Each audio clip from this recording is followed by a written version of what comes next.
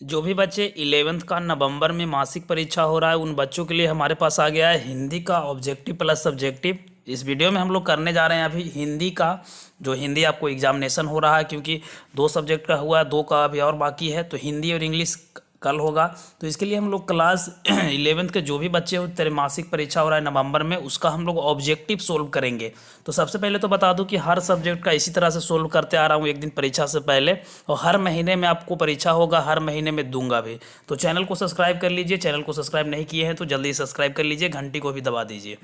सबसे पहला क्वेश्चन की ओर चलते हैं। तो बोला जा रहा है कि ढ का वर्ण उच्चारण स्थान क्या है, यानी इसको बोलते हैं तो उच्चारण कहाँ से होता है। तो ऑप्शन नंबर बी हो जाएंगे मुद्रा से। 2 नंबर बोला जा रहा है, ऑप्शन नंबर बी हो जाएंगे इसका राइट आंसर। 2 नंबर बोला जा रहा है कि निम्नलिखित में से कौन सा अंत आस्था व्यंजन है। तो 2 का आपका राइट आंसर ऑप्शन नंबर क्या हो जाएंगे, सी हो जाएंगे, वाह।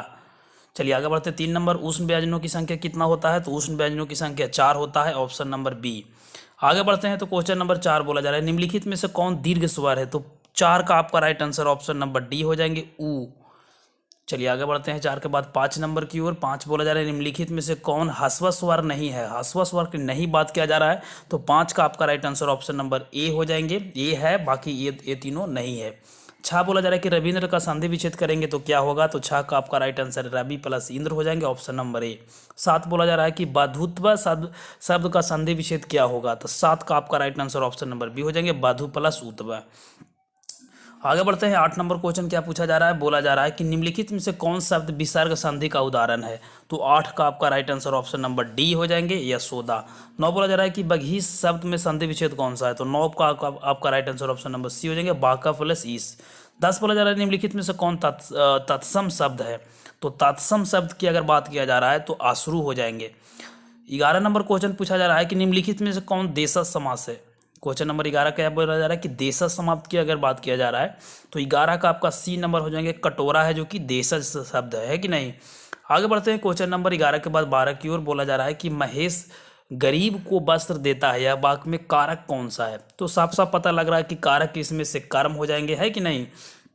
चलिए 13 नंबर पूछा जा रहा है कि पानी में कुछ गिरा, या शब्द में सर्वनाम कौन सा है। तो संज्ञा के बदले में जो आता है उसे सर्वनाम कहते हैं। तो 13 का आपका right answer option number B हो जाएंगे, अनिश्चयवाचक। चलिए आगे बढ़ते हैं। तो 14 बोला जा रहा है कि मृग छौना शब्द कौन सा समास है। तो 14 का आपका right answer option number A हो जाएंगे, तत्पुरुष समास है। 15 बोला जाए कि चंद्रशेखर कौन सा समास है। तो 15 का राइट आंसर आपका डी हो जाएंगे, बहुब्रीज। कौन सा हो जाएंगे, बहुब्रीज समास है, ऑप्शन नंबर डी बिल्कुल सही है। आगे बढ़ते हैं 16 की ओर। तो 16 बोला जा रहा है कि वह मकान गिर गया शब्द में कौन सा विशेषण है। संज्ञा और सर्वनाम की विशेषता बतलाता है, उसे हम लोग विशेषण कहते हैं। तो 16 का आपका डी हो जाएंगे, सर्वनामिक। चलिए 17 बोला जा रहा है कि पूस की रात की शीर्षक पीठा जो वो विधा है वह कौन सी है। पूस की रात आप लोग पढ़े होंगे। तो 17 का आपका राइट आंसर सी हो जाएंगे, कहानी। 18 बोला जा रहा है कि कविता की परख शीर्षक पाठ विधा कौन सी है। तो 18 का आपका right answer option number D हो जाएंगे, निबंध। क्या हो जाएंगे, इससे। 19 बोला जा रहा है कि आंखों देखा गधर शीर्षक पाठ के लेखक कौन है। तो 19 का आपका राइट आंसर ऑप्शन नंबर क्या हो जाएंगे, सी नंबर हो जाएंगे, विष्णु भट्ट गोडेट्स बाइस्कर। 20 नंबर बोला जा रहा है कि प्रेमचंद के माता पिता का क्या नाम था। तो 20 का आपका राइट आंसर बी हो जाएंगे, आनंदी देवी मुंशी अजायब राय। 21 बोला जा रहा है कि कविता का उद्योग हमारे हृदय डैश का डालना होता है। तो 21 का आपका right answer option number B हो जाएंगे, प्रभाव डालना होता है।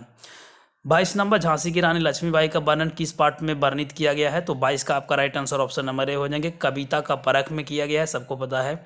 आगे बढ़ते हैं। 23 नंबर में शायद कुछ दिखाई दे रहा है, कुछ नहीं भी दिखा रहा है, मैं आपको बता देता हूँ। विधापति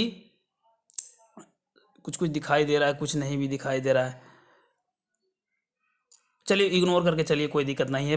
30 क्वेश्चन पूछा जा रहा है जिसमें से 25 को ही बनाना है, तो एक छूट जाएगा तो क्या दिक्कत है, कोई दिक्कत नहीं है, उसको भी लास्ट में करवा देंगे। 24 बोला जा रहा है कि पठती पाठ के प्रथम पद में विधापति ने प्रेम किस पक्ष का चित्रण प्रस्तुत किया है। तो 24 का आपका right answer option number C हो जाएंगे, मिलन का। 25 बोला जा रहा है कि कबीर के दीक्षा गुरु कौन थे। तो 25 का आपका राइट आंसर ऑप्शन नंबर आपका डी हो जाएंगे, स्वामी विवेकानंद। 26 बोला जा रहा है कि कवित्री मीराबाई किस काव्य के संबंधित है। तो 26 का आपका राइट आंसर बी हो जाएंगे, भक्ति काल का। ऐसे तो 23 का आंसर लिख लो, 23 का आपका राइट आंसर डी हो जाएंगे, राम वृक्ष बेनीपुरी जी होंगे, ठीक ना। चलिए हम लोग अभी कर लिए 25 तक। हाँ 25 किए कि नहीं किए, 25 फिर देख लीजिए। कबीर का दीक्षा गुरु कौन थे? तो 25 का आपका राइट आंसर डी हो जाएंगे, स्वामी रामानंद। 26 बोला जा रहा है कवित्री मीराबाई किसका आपसे संबंधित है? तो 26 का आपका right answer option number B हो जाएंगे, भक्ति काल का। 27 बोला जा रहा है कवित्री मीराबाई के विवाह कितने वर्षों को उपरांत में विधवा हो गई थी? तो 27 का आपका राइट आंसर डी हो जाएंगे, 10 वर्ष की उम्र में के बाद में विधवा हो गई थी। आगे चलते हैं 28 नंबर क्वेश्चन की ओर। 28 बोला जा रहा है कि निम्नलिखित में से उपन्यास प्रेमचंद द्वारा रचित नहीं है। इनमें से 4 है जो कि बताया जाना है कि है, एक नहीं है। तो 28 का आपका right answer option number B हो जाएंगे, ये लड़की नहीं है, बाकी ये तीनों है। 29 बोला जा रहा है कि कबीर किस दल के किस काल के कवि है? तो 29 का आपका बी हो जाएंगे, भक्ति काल का। 30 बोला जा रहा है कि रामावत संप्रदाय के प्रवर्तक कौन थे? तो 30 का आपका राइट आंसर बी हो जाएंगे। देखिए अब हम लोग इसका सब्जेक्टिव आप लोग डाउनलोड करके रख लीजिए मोबाइल में या कॉपी में लिख लीजिए। कैसे डाउनलोड करना है ऑब्जेक्टिव सब्जेक्टिव क्वेश्चन तो तीनों को बताते हैं, आप लोग बने रहिए। गूगल में आ जाना है, कोई सा भी मोबाइल रहेगा, ब्राउजर गूगल ही ले लीजिएगा। गूगल में आपको टाइप कर देना है टेक्निकल रेंजर, जैसे मैं लिख रहा हूँ सेम लिखिएगा। तो एक बार में सब्जेक्टिव ऑब्जेक्टिव सारा कुछ आप लोग मोबाइल में डाउनलोड कर लेना या कॉपी में लिख लेना। यहाँ से आइएगा तो यहाँ पे आपको टेक्निकल रेंजर ऊपर में दिखाई देगा, इंग्लिश में लिखा हुआ, तो इस वाले को खोल लेना है। खोलने के बाद सबसे पहले आपको बता दें कि और भी सब्जेक्ट का सारा वीडियो डाल दिया हूँ, इंग्लिश का भी, हिंदी का भी, मैथ का भी होना है आपको, बायोलॉजी का भी होना है, तो सारा का डाल दिया है, आप लोग देख लेना चैनल पे जाके, ठीक ना।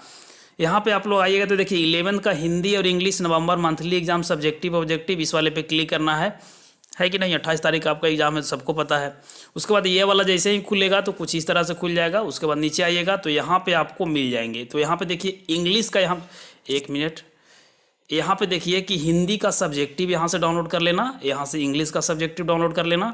उसके बाद नीचे आना तो यहाँ से आपको देखिए ये 11th का ऑब्जेक्टिव आपको रहा, अभी जो पढ़ाएं 11th का हिंदी का, ये ऑब्जेक्टिव का आंसर रहा।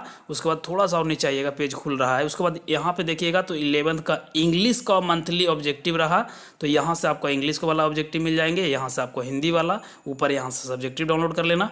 आगे फटाफट डाउनलोड कर लो, ठीक है। और चैनल को सब्सक्राइब कर लो, और भी वीडियो चैनल पर डाले जा रहे हैं और हर महीना में डाला जाएगा हर सब्जेक्ट का, तो आप लोग चैनल को सब्सक्राइब करके रखो। मिलते हैं एक नई वीडियो में, तब तक लिए जय हिंद, वंदे मातरम।